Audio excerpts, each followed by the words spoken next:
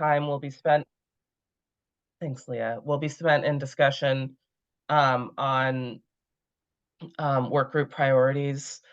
We'll talk a little bit about some of the top priorities that were identified in March, um, and then really start to hone in on where this group wants to focus going forward. And then we'll wrap up with some next steps. Two things that I wanted to note as we get into this meeting today. So one is just a note that uh, Leah's voice is a little sketchy today, which is why you're going to be hearing a lot from me and why you didn't hear her introduce herself verbally. So I'm going to be the main person talking in the meeting, but she'll be contributing through the chat and taking notes. And as I mentioned at the top of the call, Sam, who normally leads this call, is on leave, so she'll be back for our next meeting. The other thing that I wanted to share at the top of the meeting, which I know that I've been in touch with a few of you about, is that as the Alliance for Health Equity, we are going to submit an application for the Stronger Together RFP that Cook County Health currently has out. I know a number of your organizations are probably also submitting. I'm so excited to see what will be funded through that across Cook County. But wanted to just be transparent with the full group in terms of what we're working on to propose for the Stronger Together applications. So as we'll talk about when we get to the priorities that have been discussed in this group, there's sort of two main areas that have come up. One being broadly around child and adolescent mental health, and the other broad category around peer workforce, workforce broadly and particularly peers. And so in talking with some folks over the last month, as we were looking to see what might make sense to propose as an alliance, we are proposing a community of practice related to peer workforce that would be an opportunity to really bring together all the different programs across Chicago and Cook County that are working on really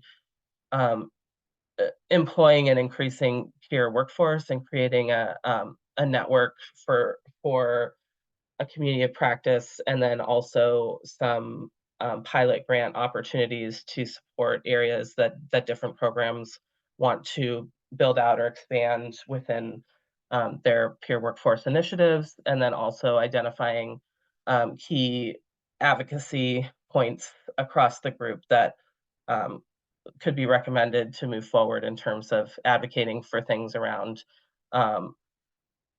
wage, et cetera, career ladders, et cetera, for peer workforce. So that is what we're proposing for that. And just wanted to make sure that everyone was in the loop that we're putting in that proposal based on the priorities of this, of the Alliance for Health Equity. So I'll pause there to see if anyone has any questions about that before we move into our actual agenda. Yeah, not necessarily a question, but just on that, well, first, that's very exciting to hear. I haven't really been able to keep up with the Alliance as well as I'd like to in the last couple months, but NAMI Illinois kind of supports a peer professional. I'd say it's a fledgling peer professional professional association called NIAP.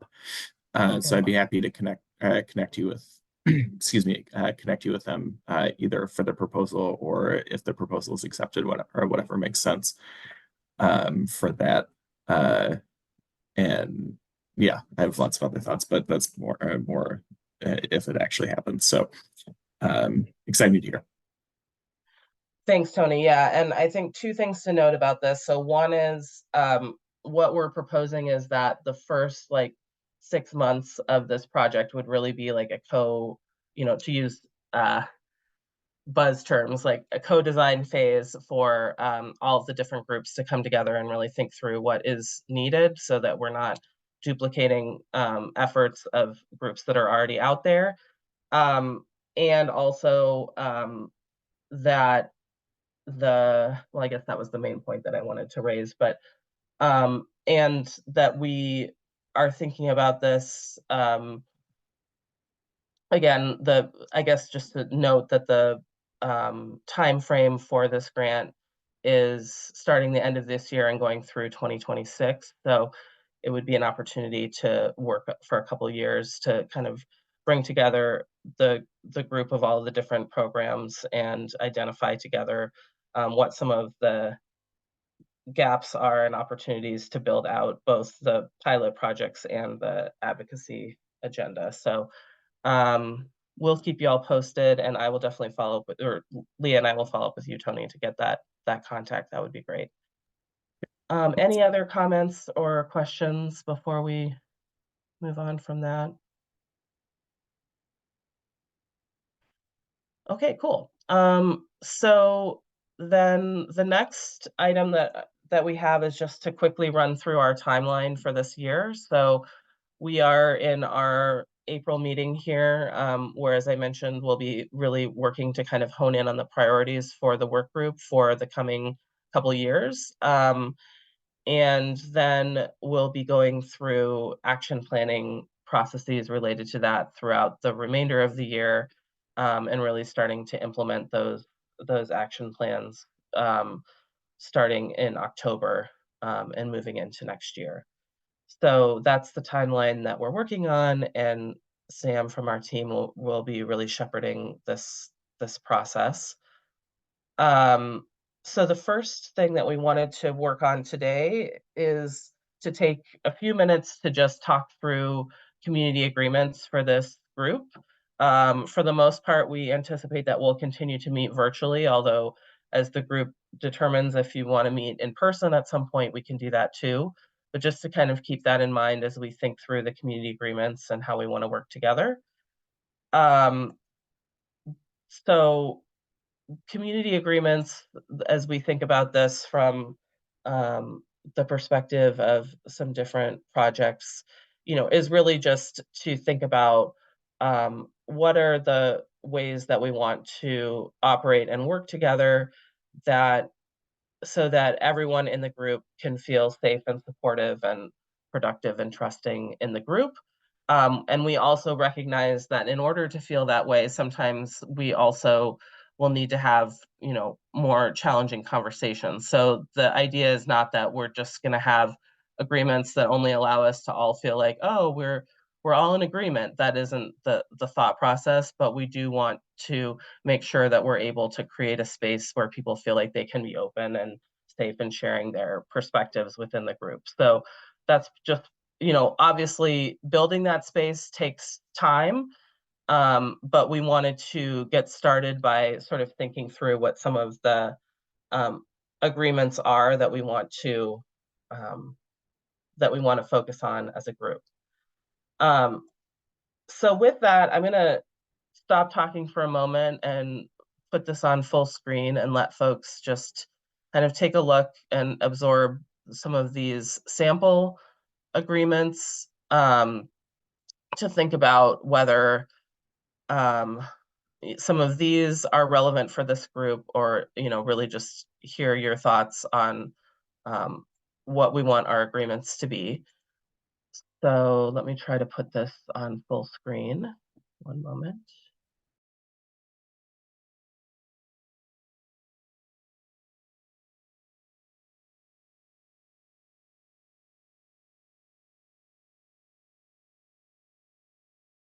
Okay, so if people can take a moment to read through here, and then what I'm going to ask is either for people to come off mute or to put in the chat um, either some of these that particularly resonate or other agreements that you think we want to include.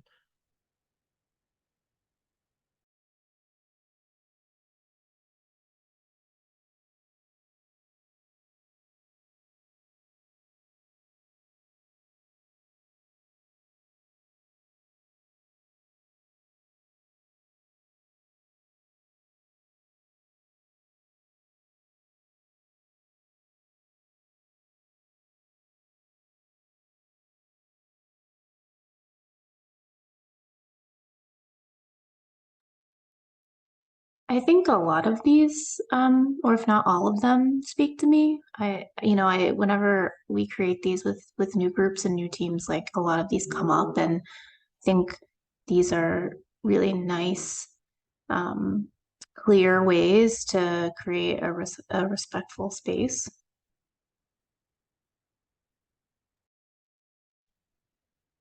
Thanks, Mandy. I appreciate that input. Are there others? Anyone want to lift up a particular agreement that you think is important or things that might be missing from here that we should include?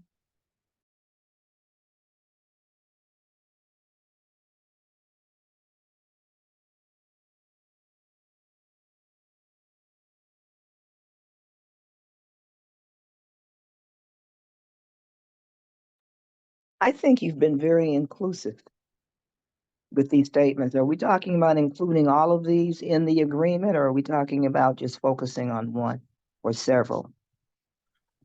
That's a great question, Dr. Abington. I think what we have found when there are a lot is that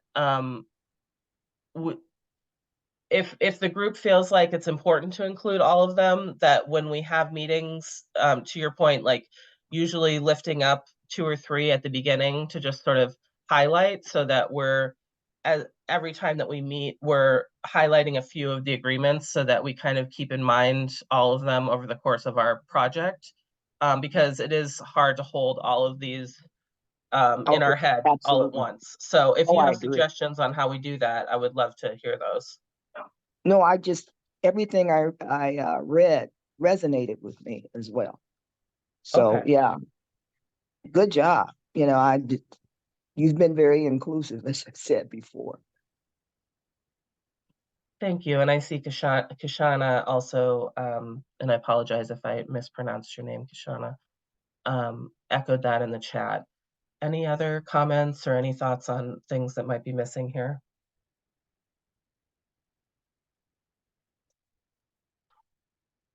They seem thorough and inclusive. All right, great.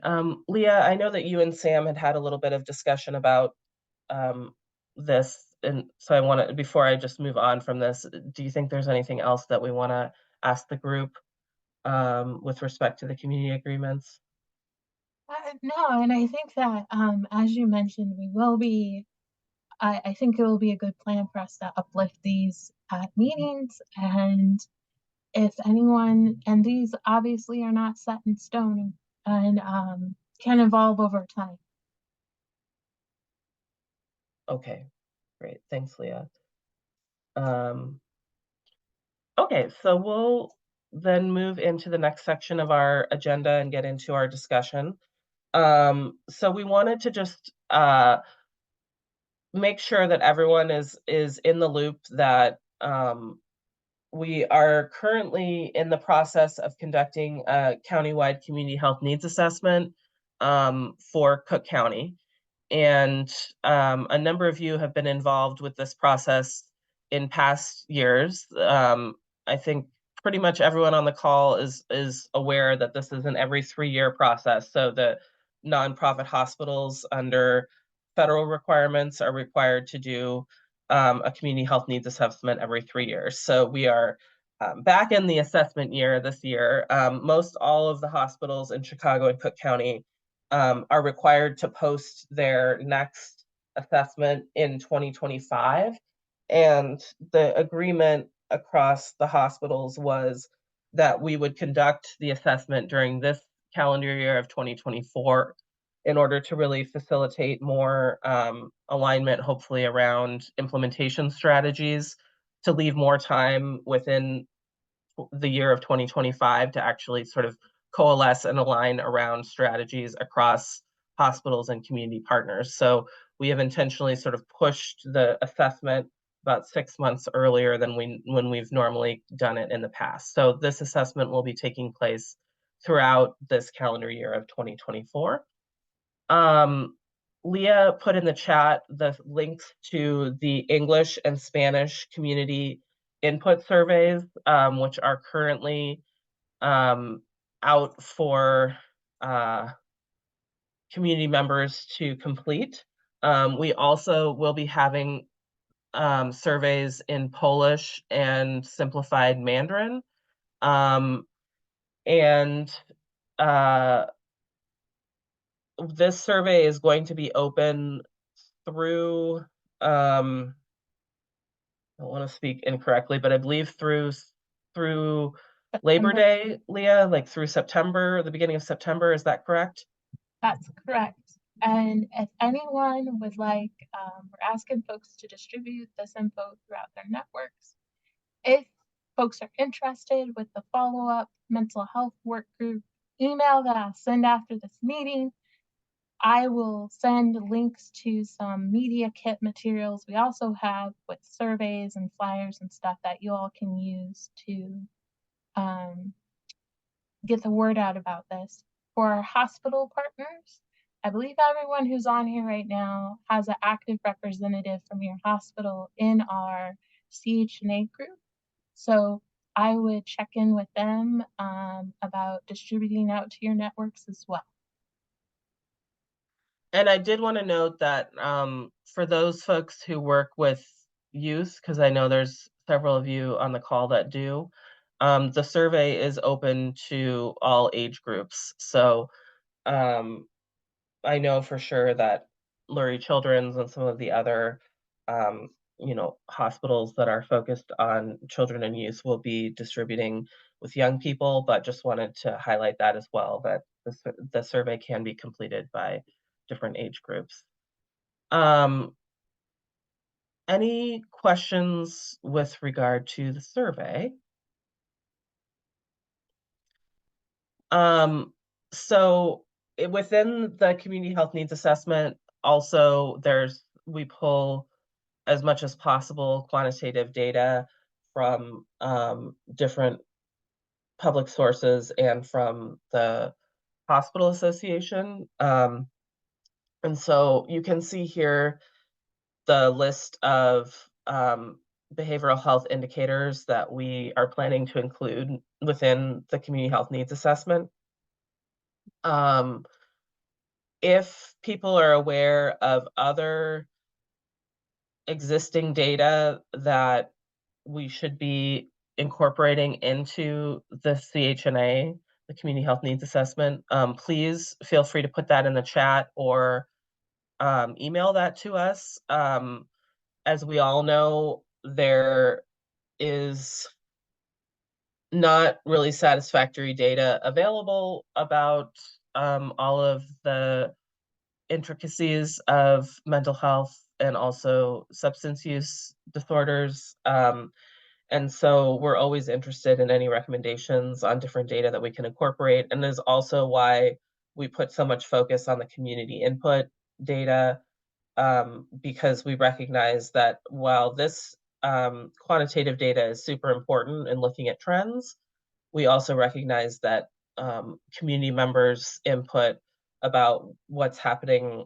currently in communities on the ground is as important in driving strategy. So that's why we use both of these types of data. And thank you so much to Lawanda. I see your note that Advocate has begun distributing the survey. We know that even within the community meetings that Trinity Hospital has been having, that the survey has been getting out there. So we really appreciate the partnership in getting the survey out. Any comments on this quantitative data or any like really amazing new data source that folks have found that you wanted to highlight for us before we move on to our next topics? Yeah, just a quick question. And I think I'm just thinking back to the last round of surveying. Will there be a way to stratify data for LGBTQ plus folks to have more robust data for that community? So I think in the past, what we have found is that the sample sizes have been relatively small, so it has been challenging to be able to really provide super meaningful data for some subpopulations, and particularly for LGBTQ plus. we are having a substantially longer survey period this time around, with the intention of wanting to be able to put together some strategies for reaching particular populations. So, Sally, if you feel like folks within the center at Rush or other networks that you're a part of would be interested in sort of talking through some specific strategies that we collectively can take to hear more voices from LGBTQ plus community and therefore also report back data more meaningfully, we would love to have that conversation. So maybe Leah and Sam and I could follow up with you to see if there's anyone you would recommend that we talk to. Yeah, that would be great. We can connect on that, and we can loop in our Affirm team here and their community connections. Okay, that would be great. Yeah, Leah, let's definitely plan to connect with Sally and the Affirm team at Rush on that. And we are, in the past, I think we've, again, as I mentioned, we've kind of pushed up the assessment window, and part of that also is because then the survey, we're really focused on the survey throughout spring and summer when people are actually like out and about and maybe at events or different things. So we definitely are interested if there are different events or populations that y'all feel like we can do a better job of hearing from this time around, from all of you. Would love those recommendations.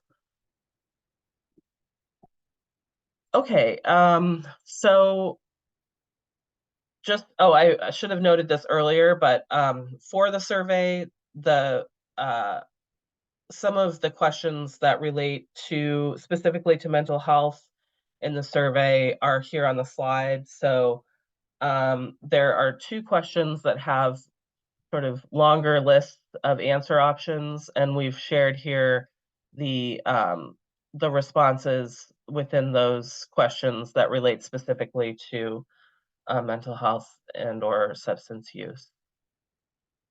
And we will be sending out these slides after the call today in the follow-up email, so y'all will have these as well. Any other questions about the community health needs assessment that Leah and I can clarify? Okay, so we'll move into our main event for today, which is to really talk through the priorities. So let me share full screen here. So in looking, I feel like we have a lot of new folks on this call that are different than the people who were on last month's call, which is actually great because we're getting multiple perspectives. So really do want to just quickly recap what we discussed last month, so that people kind of know what the trajectory of this process is. So what you're looking at here is a screenshot of the sort of online Post-it platform that we worked on last month. And these are some categories that had come up through our key informant interviews and previous meetings. And then we got comments from folks to really sort of identify which of these seem to be priorities. So you'll see here that 2 of the areas, as I mentioned earlier, are outlined in red and received kind of the most votes and discussion at our last meeting. So youth, mental health, and building and supporting the mental health workforce. One of the other things that we discussed was that a number of these other boxes are sort of cross-cutting strategies that cut across topic areas. So you can see those marked with stars. So fostering collaboration, advocacy and coalition building, and addressing social and structural determinants of mental health.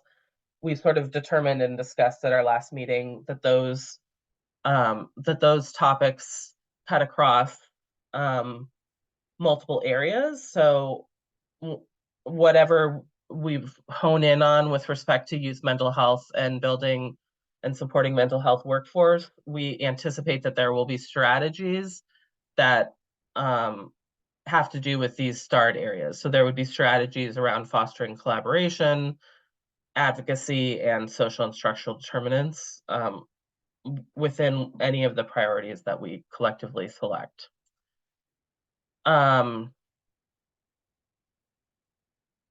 So let me just pause there and see if anyone has questions about what you're looking on the screen here in terms of what we discussed in our last meeting and the priorities that are emerging. Any questions or feedback?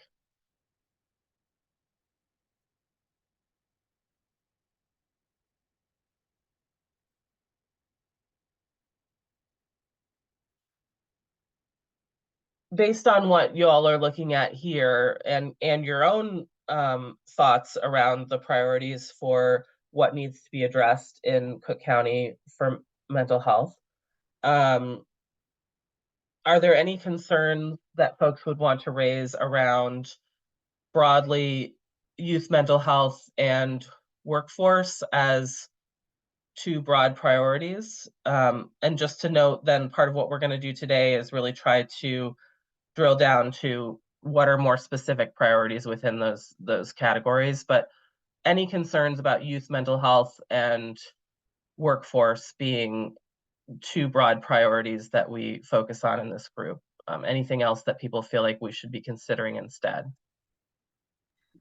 I just have a question in regards to the age demographic is there a reason for the selection that we're starting at the young adults area? So one thing that I will say, thanks for that question, Luanda, and Leah and others can feel free to chime in. So one thing is that did come up on the last call. And I want to check what we did with the slides here before I misspeak. But yeah, so one thing that did come up on the last call, which I think we can edit here as we go, is that people really felt like it should be child and youth mental health. So that young, and this is somewhere within the comments, I think, under other here. So in the other category, there were a couple comments around early childhood as an important population as well. So I think we were thinking about both child and youth, even though it currently says youth. So I think we can edit that. To your question, your broader question then, though, about why, child and youth versus other, like broader population. As we were conducting key informant interviews and looking at the results from the previous community health needs assessment, and also, so sort of 3 data inputs prior to starting these meetings. Looking at the previous community health needs assessment, conducting some key informant interviews with different folks across the county, and also some initial focus groups that Leah and Sam conducted for one of the hospitals, for Jackson Park Hospital that had an earlier CHNA. So some focus groups that we just did at the end of 2023. Through all 3 of those data inputs, we heard strongly from different professionals and community members that people are particularly concerned about child and youth mental health. So that was how that population-wise rose to the top. Leah, is there anything else you would add to that, or did I characterize that correctly? I think that's correct. I think early intervention is also on when we go to talk about strategies is included. And I think that when folks were talking about early intervention, they were seeing that being inclusive of that younger age group as well. So it's like not completely out of the priority focus. It was just those were like as Jess mentioned, through a few different streams of work, that was a particular age group that was highlighted. But early intervention and younger children are still, again, like a potential priority. Okay. Yes, ma'am. I totally agree with that. I was just asking about the younger. That's all. But this is great. Oh, no, it was a great question. And thanks for highlighting that. I think it may have also been a bit of an oversight since this was community added, but yeah, that we didn't on that particular slide because like school-based services are there, and so I think that's just meant to be inclusive of the younger age groups. Thank you.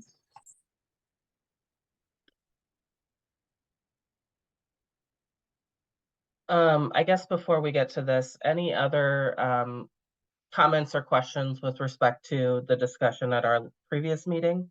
Or and or any areas that people feel like we should be lifting up that aren't part of the two red highlighted priorities here? Thank you, Dr. Abington. Yes, I agree that I think we should be more explicit in really speaking to the equity focus and the racial equity focus and particular communities to reach out to, including BIPOC communities. So yes, I think that that's a really important point, to be as explicit as possible in the different communities of focus. Anything else that you wanted to share in your thoughts on that before we move into the next part of the discussion?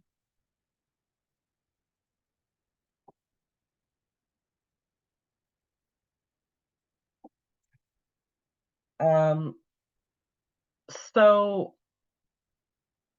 what we are hoping to do here is within each of the two priority buckets. So we have youth mental health and mental health workforce. We're hoping to narrow down to about two priority areas within each of those, because we recognize that collectively we can't try to tackle everything. And I see Luce's comment here, so we'll get to that in a moment. Yes, I think we can. So one thing let's start with is, before we narrow, let's see what may be missing here.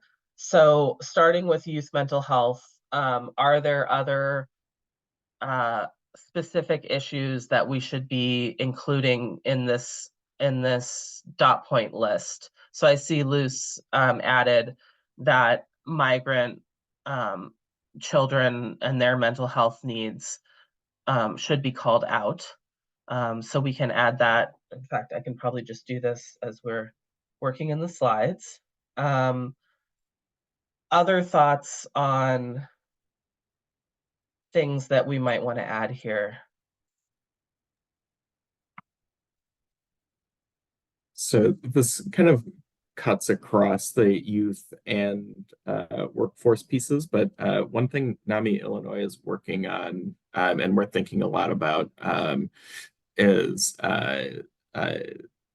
engaging youth in schools and providing some mentorship to for career exposure, as well as mental health support. So we're in the process of setting up a mentorship pilot program in the at a high school in our CPS high school in Austin, that would engage students there in peer support, as well as mentorship and career exposure to the workforce. So I'm kind of straddling the line there between the two, but I wanted to highlight that, and as a potential opportunity, since those are the two areas we're talking about today. It's a priority area for the work group.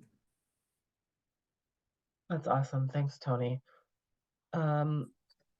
Could I add something to what Tony said? I think that was an absolute great suggestion. And just jumping off, I feel like just in general, finding a way to offer more mentorship in sponsorship areas. I'm so sorry. It's so nice outside. I'm working outside. But yeah, offering more of a possibility where we can offer mental health training, or more of a job opportunity for students or young adults alike who are interested in working in this realm or in this field. We've seen, again, I work in the Park Ridge area, but Lutheran General is my home base, but we also work with Illinois Masonic and Good Samaritan Hospital, and we see quite a big interest in not only learning more about mental health from the community members, but maybe having a career in something like that. Great. Other thoughts of what we should include here?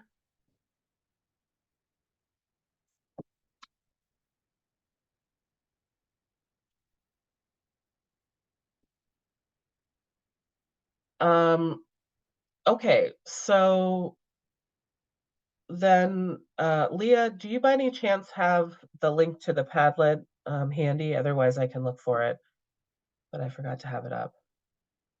I don't have it up, but I can grab it real quick. Okay, thank you. So we're gonna put the link in the chat to a online platform where folks can start to populate some of your ideas. So we'll probably take a few minutes to let people kind of individually marinate and share your thoughts in terms of which of these areas you think should be a priority. I think some of the things to consider that you see here on the slide is keeping in mind that this group really sits at the intersection between healthcare, behavioral health, and community-based partners. Um, what is our particular niche and focus? So where are there gaps? Where is there work that we can build on? What are the strengths of our partners? What's realistic? So kind of thinking through those considerations and thinking about where we are best positioned to really tackle some of these items. And Leah just put the link in the chat to the Padlet, so I'm going to pull that up on my screen now as well, and share that with you all. Make sure that people know how to use this platform. So let me share my screen. Okay, so with this, you can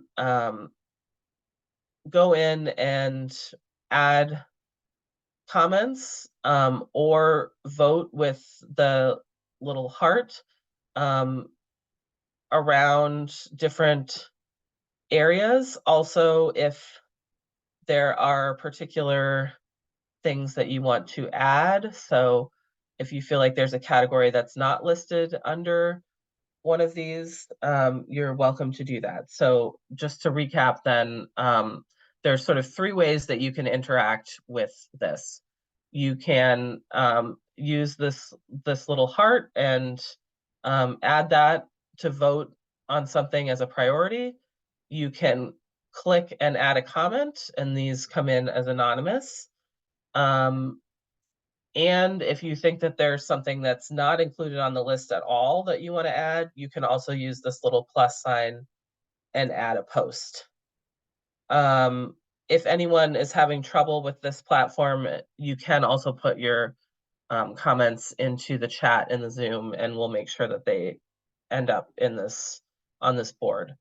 So let's take about 5 minutes for people to sort of work individually here, and then we'll come back for some discussion. So looking for people to vote on the things that you think are the most important priorities and add your comments so that we can then come back and discuss and come up with some priorities.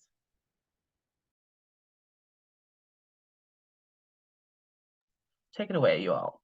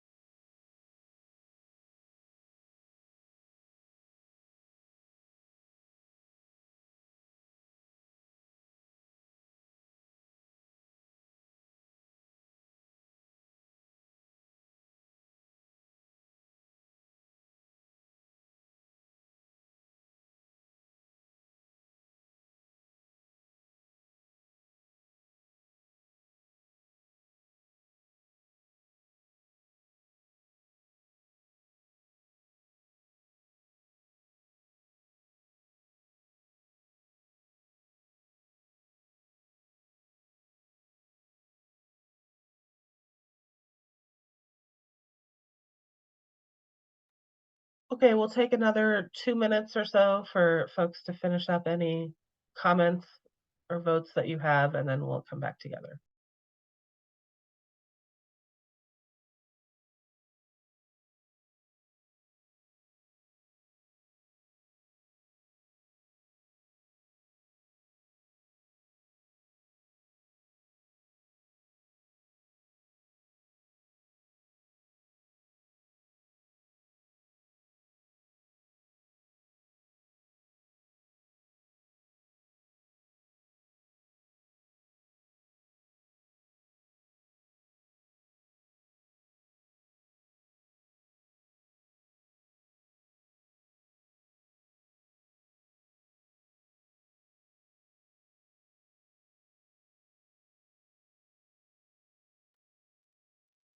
Okay, thank you, everyone. Does anyone need any more time? Please raise your hand or speak up if you need a couple more minutes.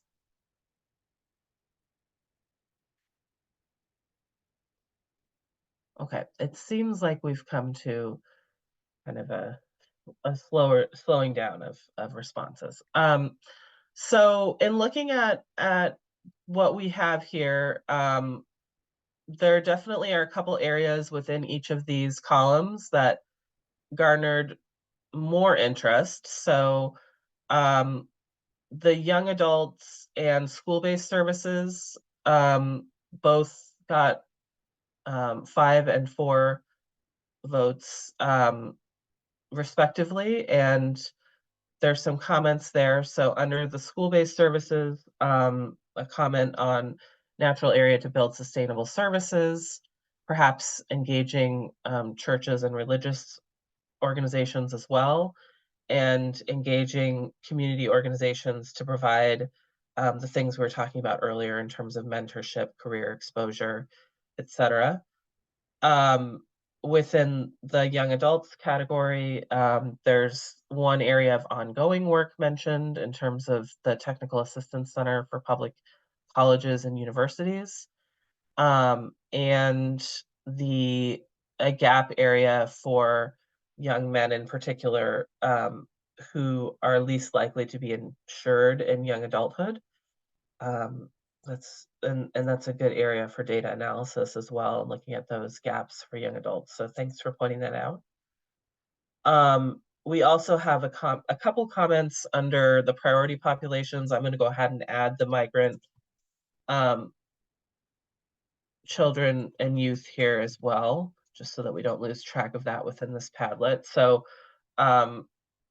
priority populations obviously is sort of a cross-cutting item. So we'll want to keep these comments in mind about BIPOC communities and Indigenous community, migrant children and youth, as well as other priority populations when we think about a focus on both school-based services and young adults. Before we move on to our next category, does anyone have any additional comments or thoughts about how we're feeling about focusing in on school-based services and young adults as 2 areas to develop strategies for youth mental health? Does anyone want to make a strong advocacy for another area that we should also include? Please don't hesitate.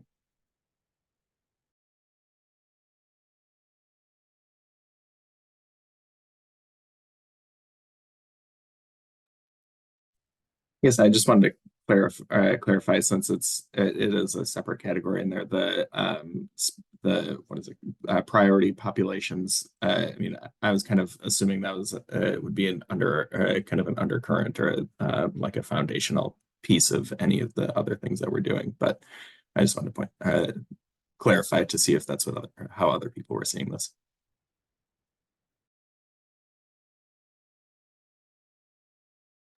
Thanks, Tony. I added that as a comment just so that we don't lose track of that. Does anyone disagree with the priority populations really being sort of foundational across all strategies? And I see your comments, Luce, so we'll come to those in a moment.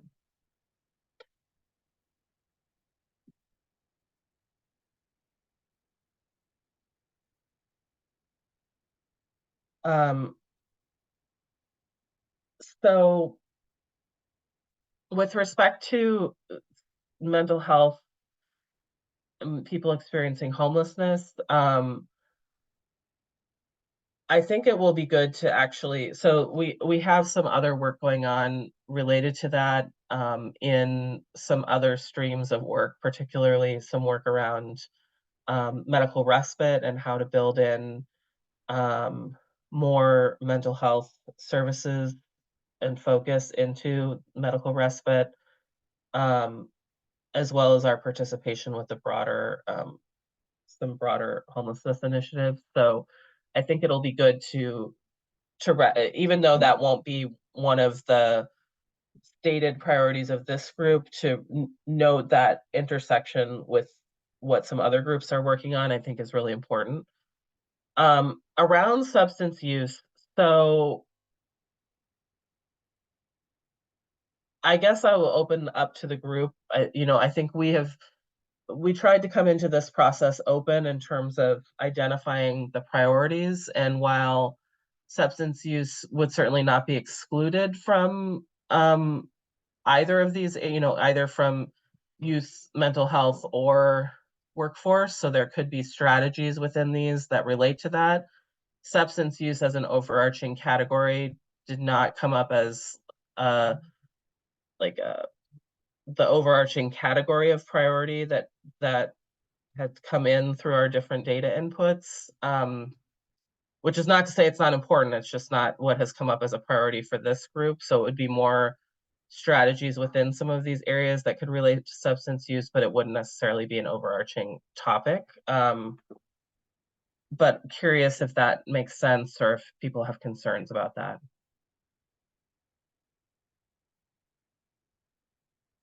And I see your response there, Luz. But anyone else have thoughts I'm on sorry, that? I was fiddling with my phone because I'm on here. Are you saying you don't want to make substance use a priority in our survey? Is that what I heard? No, what I Or was saying is that there could be strategies within both youth mental health and workforce that would relate to substance use, but it would not be like a third category at the umbrella level. So youth mental health and workforce would be the two umbrella priorities. And substance use, there could be strategies related to that under both of those, but it would not be an umbrella category, if that makes sense. It does, because it's classified as a mental health issue anyway, so that makes perfect sense. May I go back very quickly to,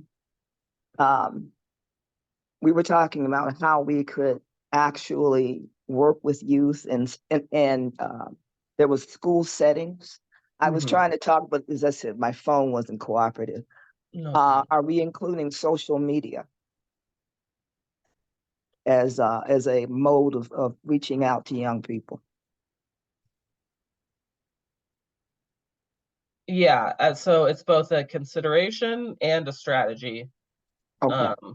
So I'm putting that down. And that is important because as we move into our next two meetings, we'll really start to talk about specific strategies and action planning. So if people have thoughts on approaches, we can include them here as notes, and then we'll be building on those in our next couple meetings. Okay, thank you. Yeah. Before we move on from the youth mental health area, any further comments? Do people feel good in general about coalescing around school-based services and young adults as two priority areas? Can I see some thumbs up or some additional comments that folks have? We don't want to move on if there's additional ideas that you all wanted to share. Yeah, thumbs up, Tess. And just a comment kind of circling back to what you just said about substance use disorders, and I think about the priority populations. Again, there's just overlap and threading of all of that throughout school-based and young adult populations as well. I'm not sure how you can completely tease those out in the communities we work in. It's more a comment of there's some foundational themes, I think. Mhm. Yeah, thank you. I think that's really important. I'm making a comment here and as well under the priority populations. Any other thoughts?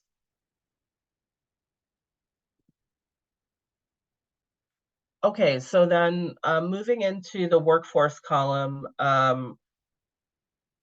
it's a little bit less, we don't have necessarily things that entirely rose to the top, probably again because these are very interrelated issues. But I see that so peer support and diversity in clinical staff both received 4 hearts, and then training and opportunity barriers received 3, and burnout prevention and support received 2.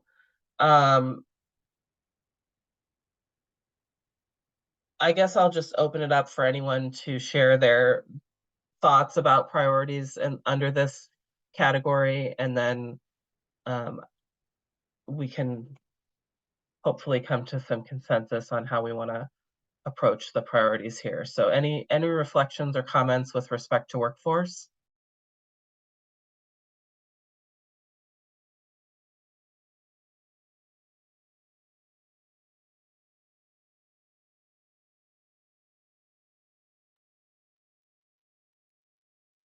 Yeah, I guess I just had a have a question for you, Jess and Leah. Are there kind of strategies that you've talked about already related? I guess one of them you mentioned with the funding you're applying for related to peer support, but kind of in some of these areas, are there already initiatives or uh, other things, actual tangible items that you've already thought about or have heard about or talked about with other folks who aren't on the call today?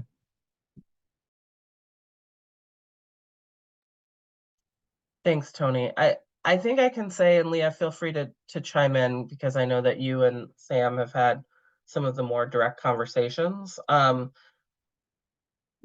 I will say that in some of the interviews that we conducted, which were primarily with folks from some of the hospitals, as well as a couple of folks from Cook County, and then also some people from a couple of community-based organizations. We did hear, I think, from the healthcare side of things, these 2 areas around diversity and clinical staff and burnout support, that there are kind of different initiatives that are underway. We haven't done any type of like more formal landscape analysis to understand what we should collectively build on, so that would definitely be a next step for something that we select. But I would say within the healthcare system, it seems like there are some, existing initiatives related to diversity and clinical staff and burnout prevention and support, and a desire to be able to connect the dots across some of those initiatives that may be taking place within one institution or another, but not necessarily connected as a strategy across multiple organizations. Leah, is there anything you would add to that?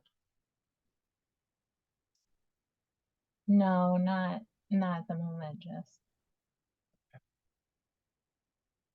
So I think the bottom line is that we would need to explore together what the strategies would be. But just heard that these are 2 areas where there's some work going on, but people feel like there needs to be a focus to really have more of an impact, since these are recognized as areas that are really impacting our mental health system right now. So I think I mean, unfortunately, there's no like wrong choice here because all of these areas are important. Um, but and it may also be that we decide for this workforce area that we need to do a little bit more investigation and come back to decide on priorities. So if people don't feel like there's clear priorities emerging today, we can um, continue to hone those. But any other comments or thoughts with respect to the workforce areas and where we should focus?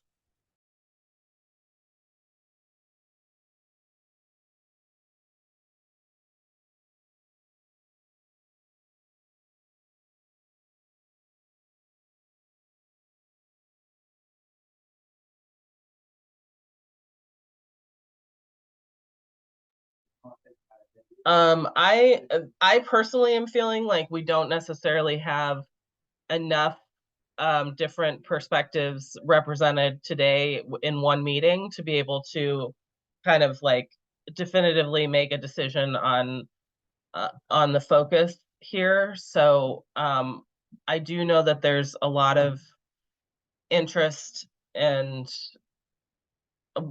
in the peer support area. So I think that is something that we're going to continue to explore and pursue. But for in terms of another priority for workforce, I don't feel like we have enough information right now to make any type of like informed decision. Does anyone feel like they have a strong sense of the direction we should go that you would like to put forth as a vision for the group, or should we continue to explore a little bit further in the workforce area? What do people think?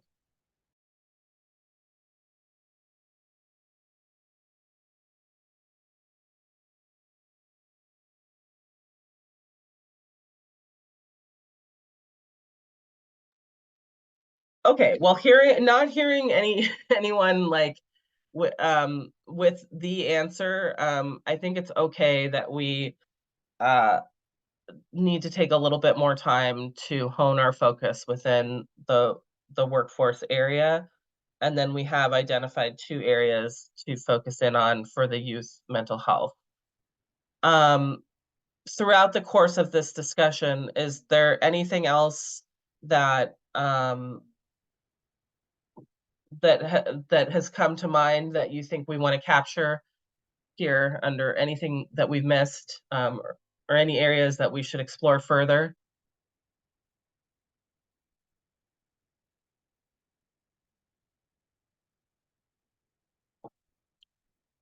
Okay, well, I really appreciate everybody's thoughtful contributions to this. I'm excited about the direction that we're headed with the youth mental health and with workforce. I think we don't have we're starting to hone in, and we just need to do a little bit more research to kind of come up with the final priorities there.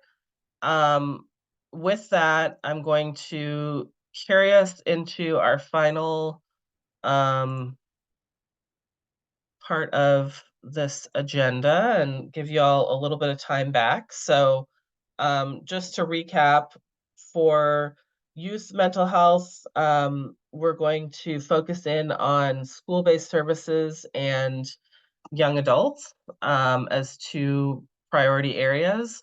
And within the mental health workforce, we're going to do a little bit more research and exploration in order to finalize the priority areas there. Just to revisit our timeline that I shared earlier, um, our next meeting will be on June 11th.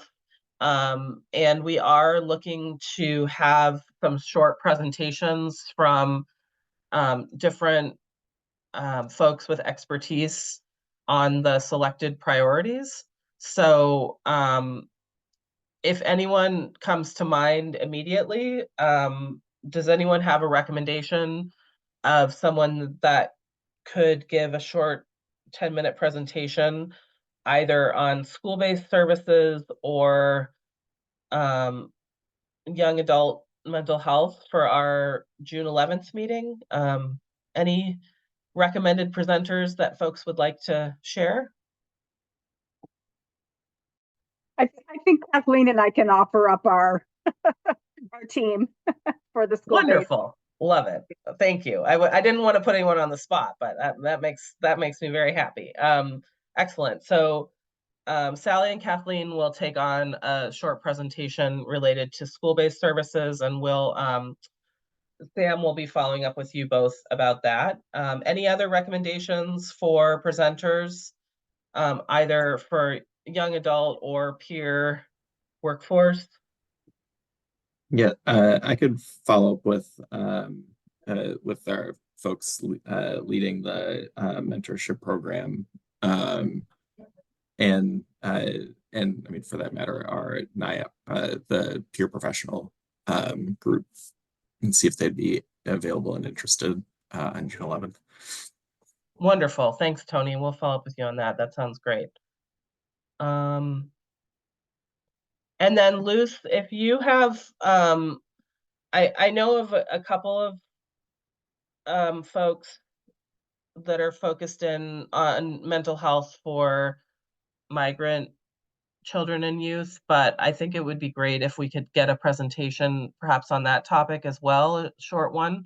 So if you have any recommendations, let us know, or we can also reach out to the folks at U of C and Lurie that have been working on that.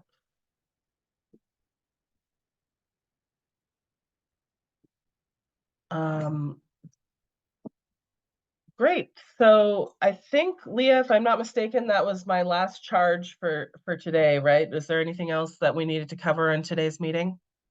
No, that's it. Thanks, everyone. Wonderful. Well, thank you all for your participation in this work group. We're really excited about the direction that we're headed with y'all.